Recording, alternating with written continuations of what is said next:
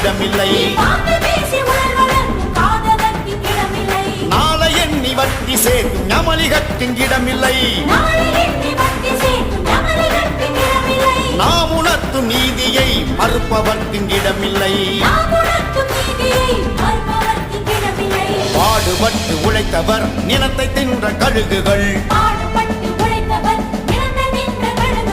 பறந்தொழிந்து போதல் தின்ன பாரும் சில நாளிலே. காடு வெட்டி மலை உடைத்து கட்டிடங்கள் எழுப்புவோம். கவலையற்ற போக வாழ்வு சகலருக்குண்டாக்குவோம்.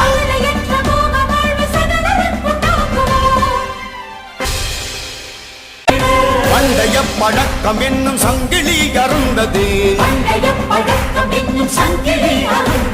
பாடுவீர் சுயேட்சை கீதம் விடுதலை பிறந்தது.